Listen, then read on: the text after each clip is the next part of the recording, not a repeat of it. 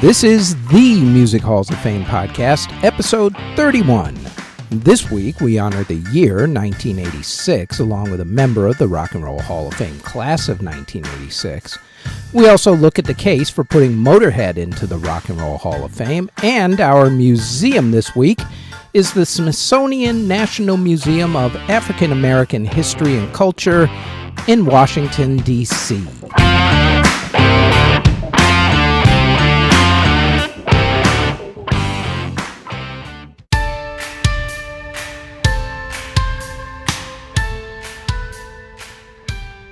This podcast celebrates those who have been inducted into the Rock and Roll Hall of Fame.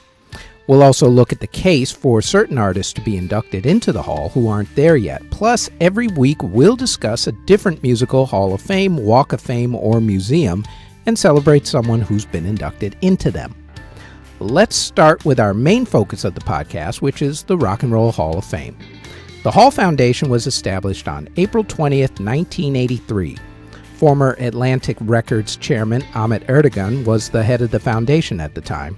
3 years later, a committee chose Cleveland, Ohio to be the site of the physical location for the museum over Detroit, Michigan, New York City, Philadelphia, Pennsylvania, Memphis, Tennessee, and Cincinnati, Ohio. I say physical location because members have actually been inducted into the hall since 1986, before the building was even opened. Cleveland was chosen because of what DJ Alan Freed did to promote rock and roll, including mainstreaming the phrase rock and roll, which was originally black slang for sex, and for also holding the first rock and roll concert. Ground was broken for the building on June 7, 1993. It opened on September 1, 1995 at 1100 Rock and Roll Boulevard on the shore of Lake Erie. The hall gets over 400,000 visitors a year on average. Normal hours of operation are between 10 a.m. to 5 p.m. except for Thursdays when they're open until 9 p.m. They are normally open later in the summer months. General admission at the moment is $30. Children 6 through 12 are $20. College students, first responders, military members, and Northeast Ohio residents are $25, and kids 5 and under, Hall of Fame members, and Cleveland residents are free. ID is required to get the discounts. Rockhall.com is their website. That's rockhall.com. And as with all places these days due to COVID restrictions, check with the website for updated information and hours.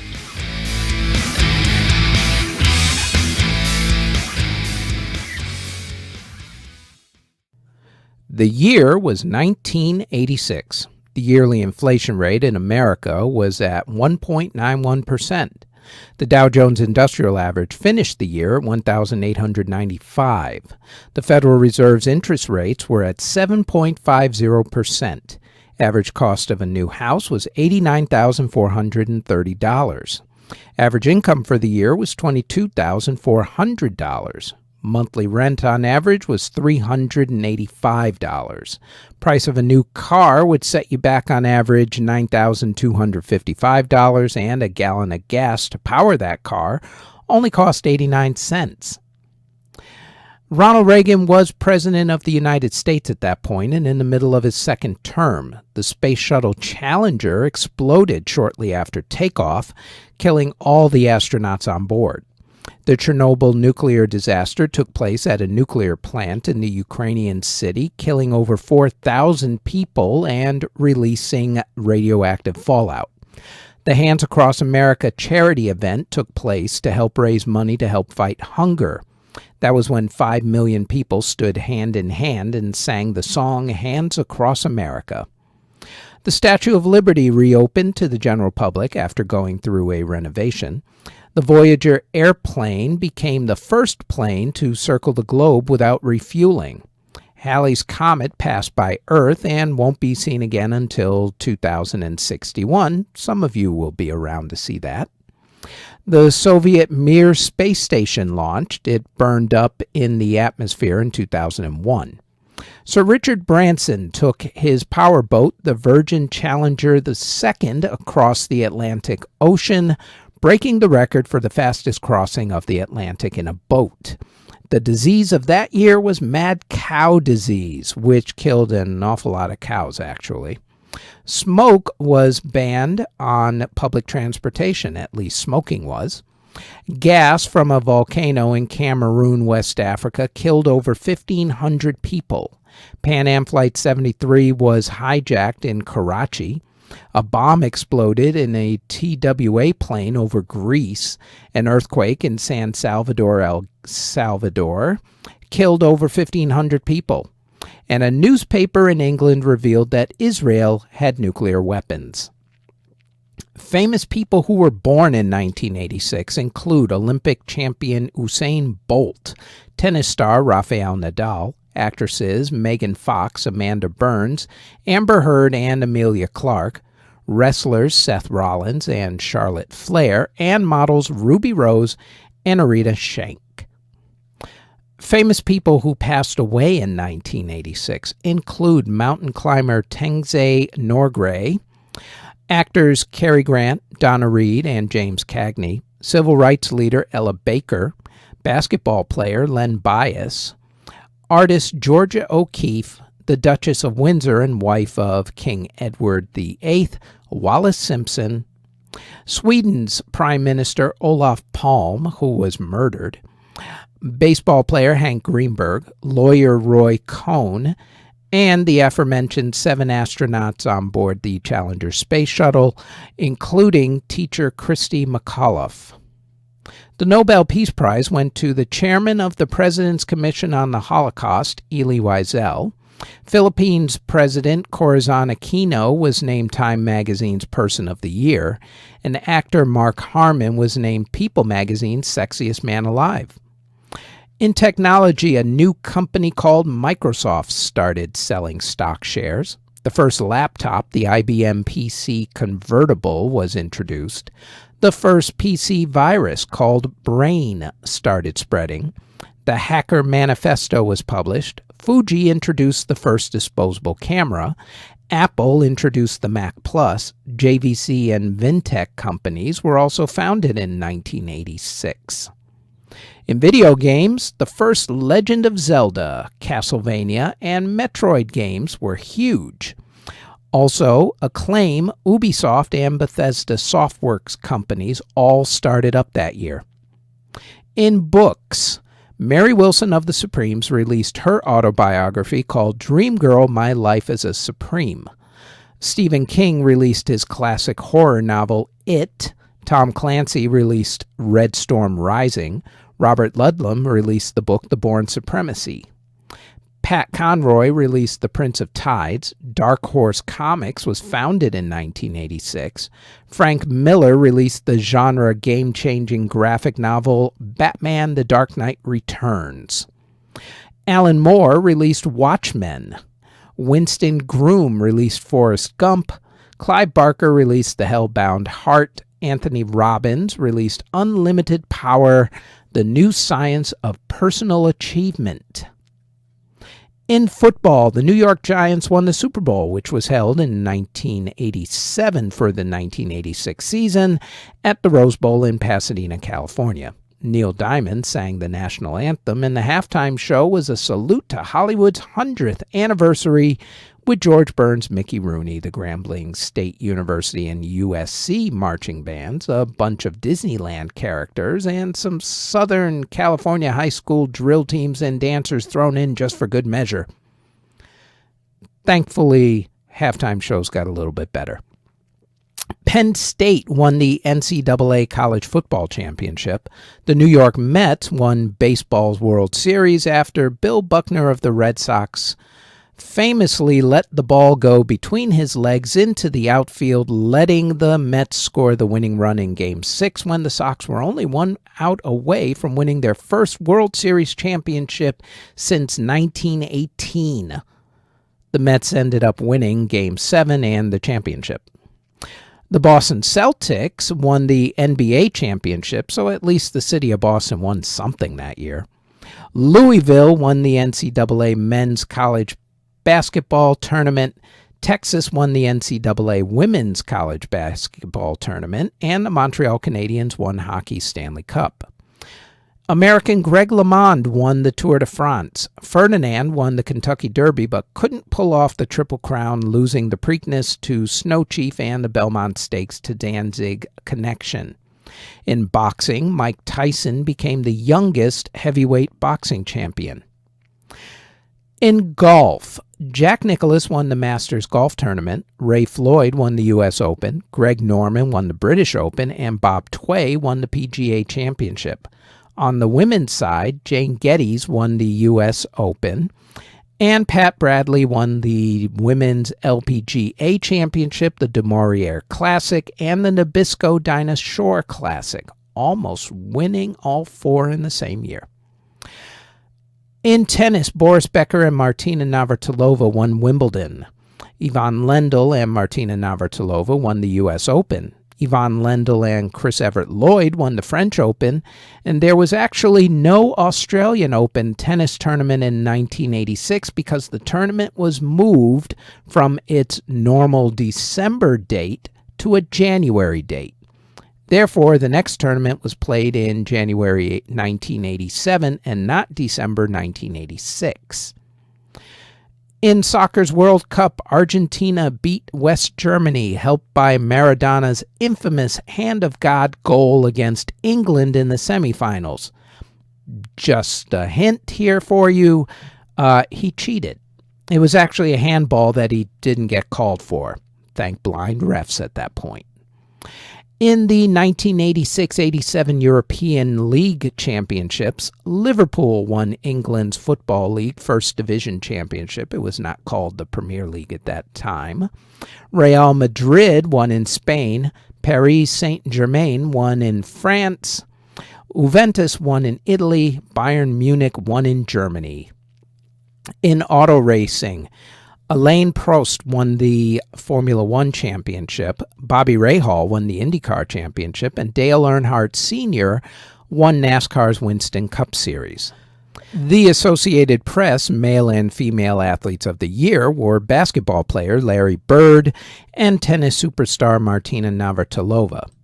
Other athletes who had major accomplishments that year included Chicago Bulls star Michael Jordan, who put up 63 points in a playoff game against the Boston Celtics, Boston Red Sox pitcher Roger Clemens, who struck out 20 pitchers in a game, and two sports sensation Bo Jackson, and figure skater Debbie Thomas, who became the first African American to win the U.S. and World Ice Skating Championships.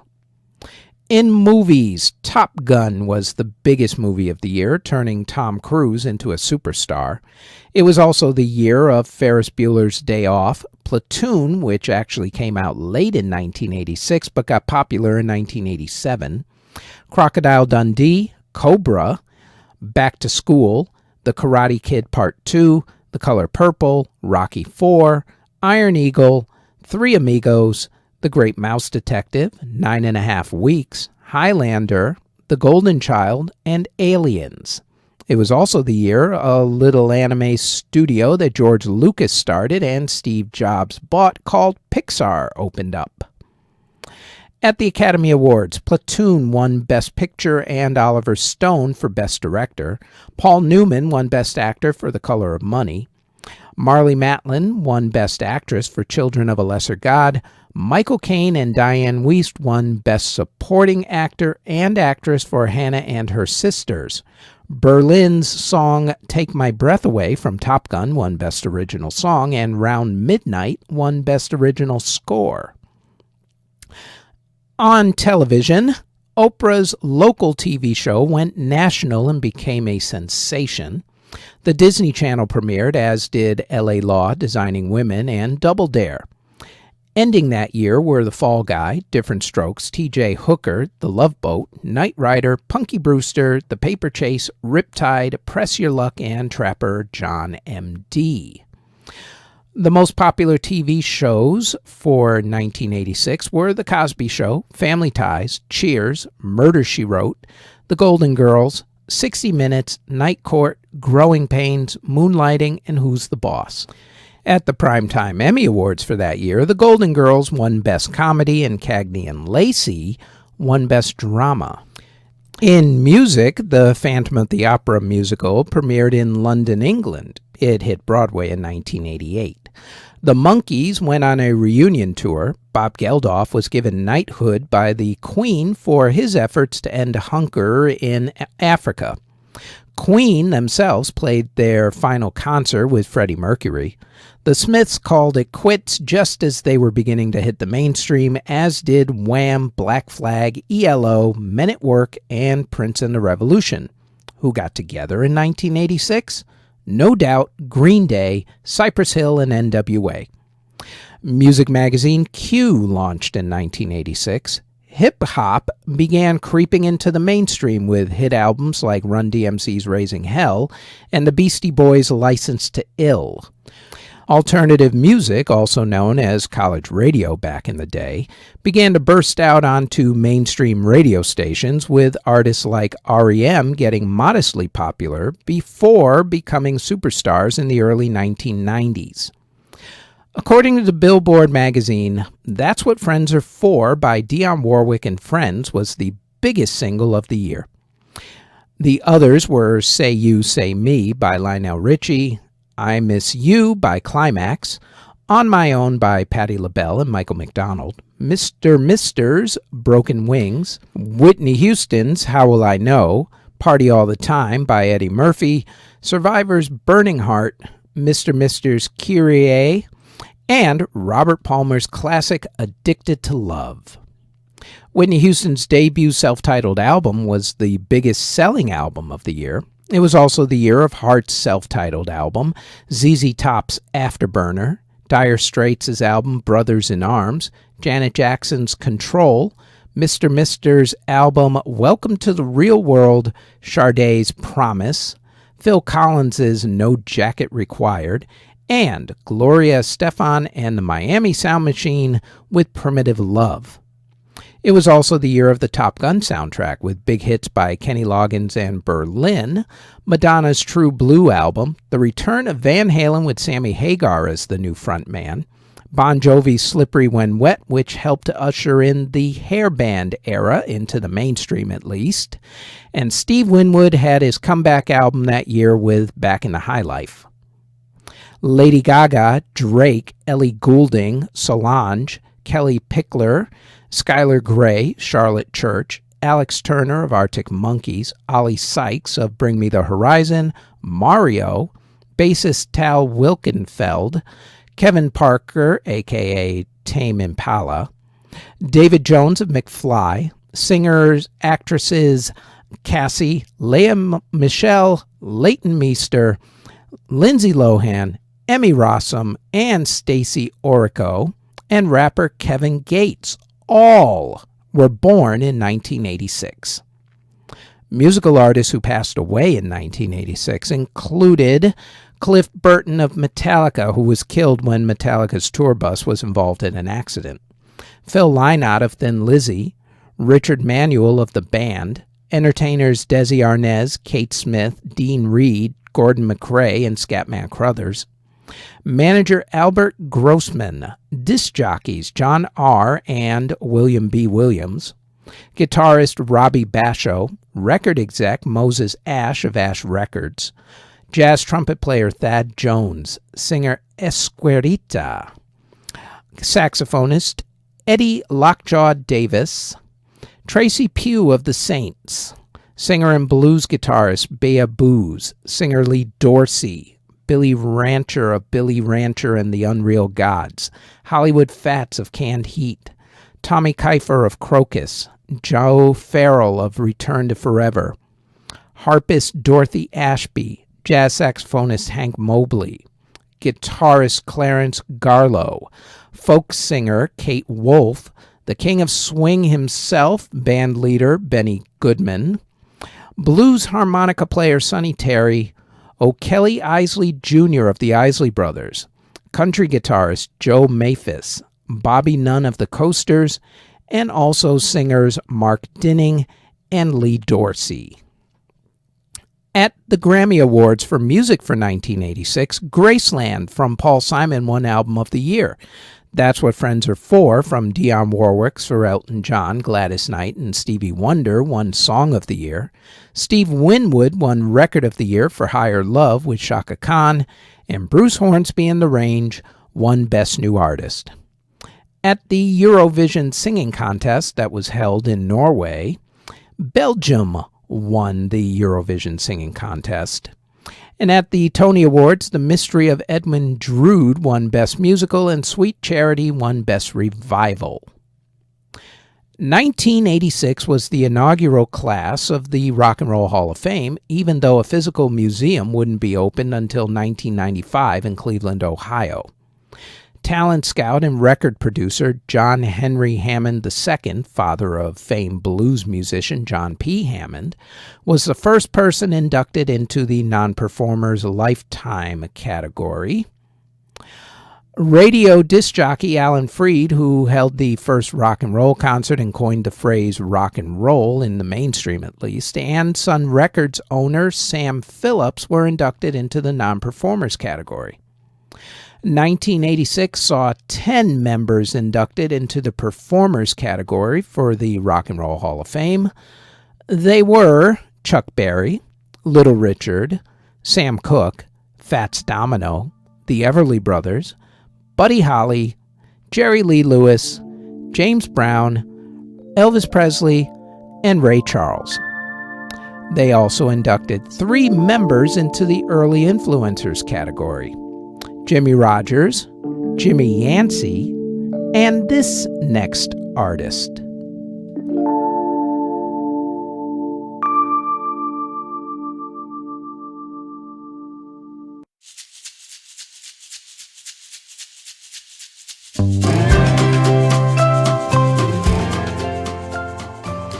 Robert Johnson is one of those artists who it's really tough to tell fact from fiction. That's because not a whole lot of his life was actually documented. In death, he has obtained legendary, almost mythical status. Here's what's known about him. He was born on May 8, 1911 in Mississippi. In 1929, he was married, but his wife soon died thereafter after giving birth to their child. It was at this point that Robert decided to become a blues guitarist. He fathered a child with another woman and married yet another one who again died while in childbirth. From 1932 to 1938, Robert helped to develop and refine the Delta blues by playing every juke joint from Memphis all the way down to Mississippi. Robert was also quite the ladies' man, with literally a woman in every city, with none of them knowing about the other ones. Remember, kids, no internet or social media at that time to put anyone on blast, so Robert was, well, Robert.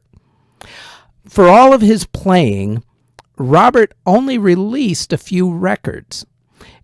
On November 23rd through the 25th in 1936 in San Antonio, Texas, Robert recorded what would become the recordings that he would be known for. Supposedly, Robert was so shy that he faced the wall while recording them. One of those recordings was Crossroad Blues, which Eric Clapton would do a couple of versions of with his various groups, including Cream. It was also the song that would become pivotal to his legend after his death in 1938. Of the many legends and myths about Robert, probably the most famous one concerns his deal with the devil at the local crossroads. He sings about it in Crossroads Blues. There's even a statue where the event supposedly took place. Robert's friends and relatives have said that he made the deal with the devil by playing secular blues music instead of gospel, and that his wives dying while in childbirth was actually punishment for doing so.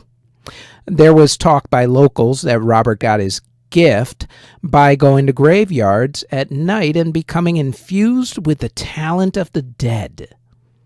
Even his death is shrouded in mystery, as he died from unknown causes in 1938 with no autopsy and no public announcement. Some people say that he was poisoned by a jealous husband or boyfriend of one of his many conquests. Still others say that the devil came to collect on his deal. In any event, Robert lived quite the life. Presented for induction by singer Robert Palmer. Robert Johnson, inducted into the Rock and Roll Hall of Fame as an early influencer, class of 1986.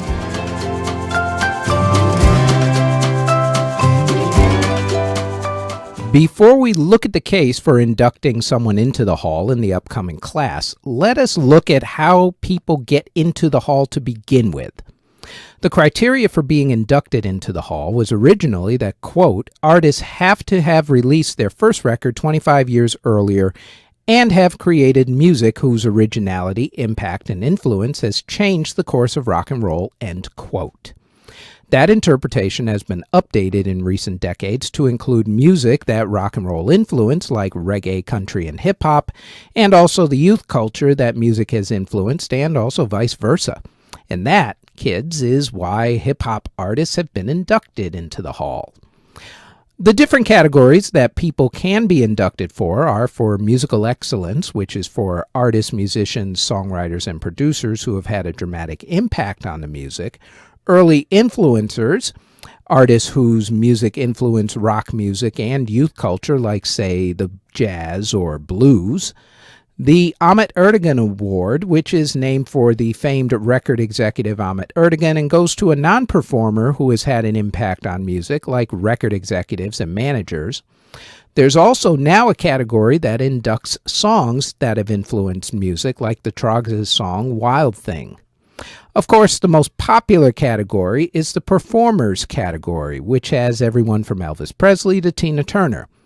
The different nominating committees decide who will make the official ballots for that year. Then, ballots are sent to 1,000 musicologists, executives, performers, and other artists and experts.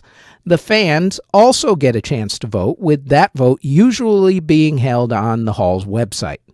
Then from that, the final inductees are chosen.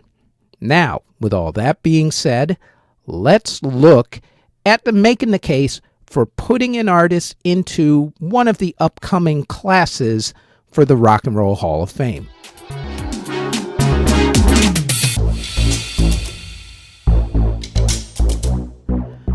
This week, we're going to look at the case for putting Motorhead into the Rock and Roll Hall of Fame.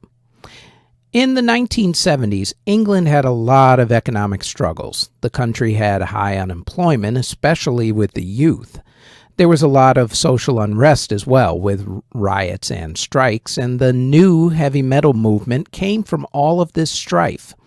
Groups like Iron Maiden, Black Sabbath, and the like. Motorhead also came from that era and those times. Led by Lemmy, the group were ranked at number 26 on VH1's Greatest Artists of Hard Rock list.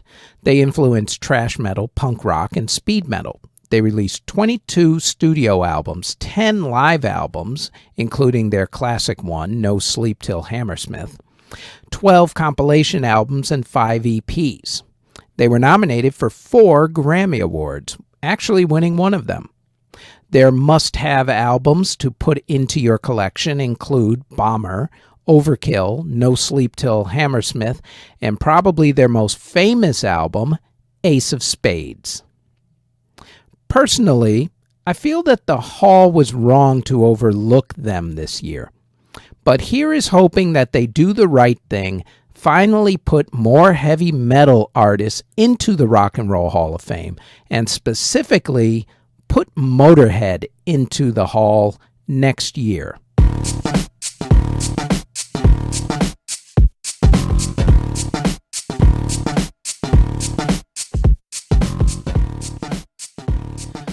This week's museum is the Smithsonian National Museum of African American History and Culture in Washington, D.C. The museum is located on the National Mall, right across the street from the Washington Monument. The museum highlights the experience and contributions to specifically America and more broadly the world made by African Americans. A lot of the museum deals with slavery and civil rights. There's a slave cabin, an airplane that was flown by a member of the Tuskegee Airmen, as well as items pertaining to the military, religion, literature, and politics. Entertainment also rules the museum with exhibits from the movies and TV. And as you would expect, the museum also has an extensive collection of artifacts concerning music.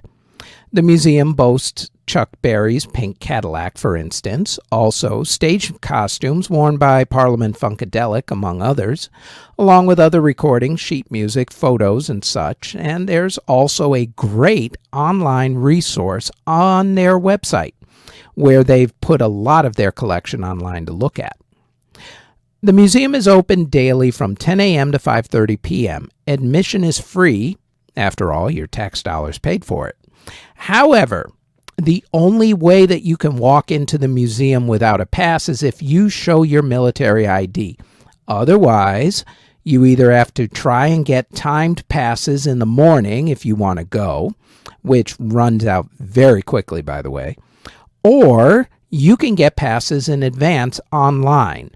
Check the museum's website, nmaahc.si.edu, for the timed passes, along with COVID admission information, since the COVID regulations seem to change on a whim. And I will also give you a little heads up. If you become a member of the museum, you get access to a lot more timed passes than the general public.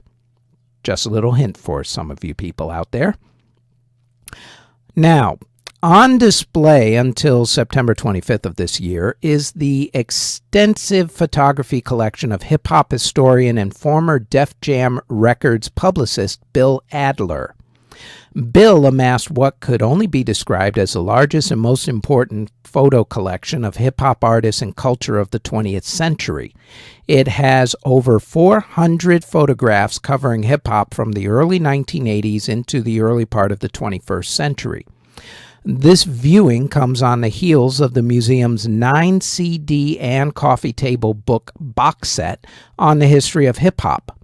Along with photos and music from artists such as LL Cool J, the collection includes photos from this next group. The original nicknames to this group were DJ Run Don of Curtis Blow, Easy D, and Jazzy Jace. In the early 1980s, there were 3 kids who grew up in Hollis, Queens. Joseph Simmons had an older brother named Russell, who was a hip-hop promoter and had started a record label with his college roommate Rick Rubin called Def Jam Records. Russell, at the time, promoted rapper Curtis Blow and needed someone to be Curtis's DJ. Joseph was recruited to be that DJ, but soon Joseph wanted to rap. Russell let Joseph record one song, which went absolutely nowhere. In the meantime, though, Joseph had a friend named Daryl McDaniel. The two of them wanted to rap as a duo. At first, Russell said no because he didn't like Daryl's rap style, but he finally said yes. They also needed a DJ, so they got their friend Jason Mizell. Russell then changed all their nicknames. Joseph DJ Run, son of Curtis Blow, became Run. Daryl Easy D became DMC, and Jason Jazzy Jace became Jam Master J, and the group themselves became known as Run DMC. For the record, they actually hated the name Run DMC, but after a while it kind of grew on them. Run DMC signed to Profile Records and released their first single, It's Like That. The song hit number 15 on the Billboard R&B charts. After that success, they released their first album, Run DMC, in 1984. That album also had hits like Hard Times. It also had the transcending song Rock Box, with a mixture of hip-hop and hard rock, complete with the blistering guitar of session musician Eddie Paul Martinez. The song was one of the first to combine what were, at least at that point, two completely separate worlds: black inner-city hip-hop and white heavy metal. Both were considered dangerous in the eyes of the mainstream, which made them a perfect combination for kids like myself, to be honest with you. 1985 was a big year for the group from a career perspective.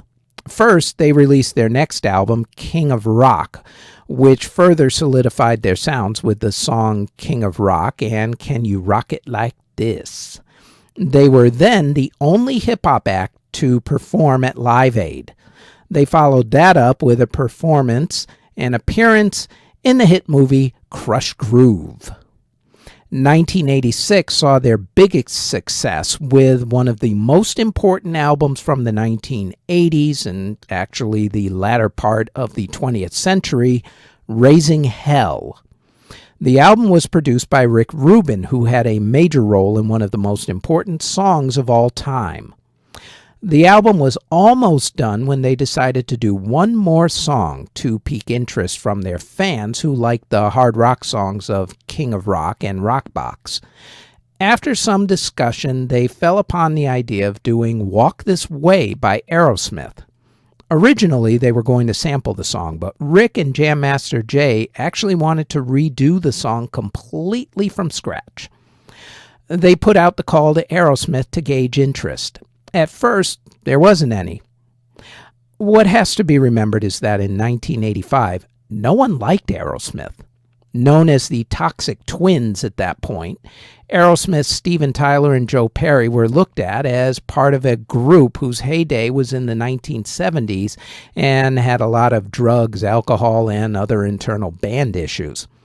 They were, at that point, pretty much done as a band. Even with their careers in freefall, Steven and Joe actually didn't want to do the song because they hated hip-hop.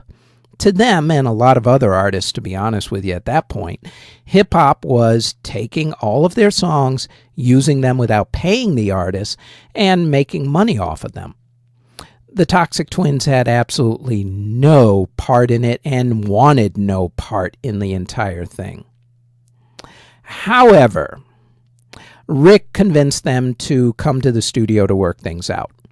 And once they saw how Jam Master Jay could cut the record precisely where he wanted the beat to be at will on the turntables, the boys were fascinated and wanted in on the collaboration.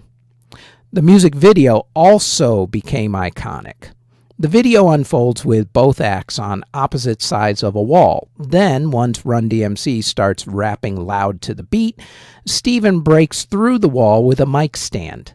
Then, everybody ends up on a concert stage together as a show of solidarity and breaking down the barriers between both the rock and hip-hop cultures, much like the way it usually works out in life. Rumor has it, though, that Steven couldn't actually break down the wall at first, but they left that part in the final cut. The song, the album, and the music video all became huge hits, along with becoming icons of 1980s music. It also gave Aerosmith their career back as the band got back together and started putting out hit songs like Love in an Elevator, Dude Looks Like a Lady, Angel, Jaded, among a ton of others. After the success of Raising Hell, Run DMC put out Tougher Than Leather and Down with the King, but by then, the sound that the group had pioneered had already changed, and so did they. Run became a minister, while Jay became a producer, producing the group Onyx, who had the big hit song Slam. The three guys started to not get along, and they started to go in different directions musically. In 2002, Jay was shot and killed in his studio in Queens, New York. His murder was finally solved almost 20 years later. Run DMC was one of the most influential hip-hop groups of all time. They influenced later rock-rap acts like Korn, Kid Rock, Limp Bizkit, The Prodigy, and others. They were the first hip-hop act on American Bandstand, the first hip-hop act to earn a gold album with Run DMC, a platinum album with King of Rock, and the multi-platinum album with Raising Hell. They were also the first hip-hop group to get played on MTV. They were the first hip-hop act to be nominated for a Grammy Award, and their photos, along with other artists from the 1980s hip-hop music scene in New York, are on display until September 25th at the Smithsonian National Museum of African American History and Culture in Washington, D.C. And that is it for the Music Halls of Fame podcast, episode 31. Thanks for listening. Audio engineering and editing, video editing, writing, narration, basically everything having to do with this podcast is done by yours truly. You can find us on our website at cjbtproductions.com. Our podcast is on all of your favorite podcast providers such as Apple Music, Google Podcasts, CastBox, Spotify, etc., all under Music History Today. If you would like to support this podcast, our Patreon can be found at patreon.com/Music History Today. We are also on Twitter at Music History Day. And you can now find us on YouTube. Don't forget to like, subscribe, and hit that notification bell anytime you want to know exactly what videos are dropped and when. All of those links can be found in the show notes below. Thank you very, very much for listening.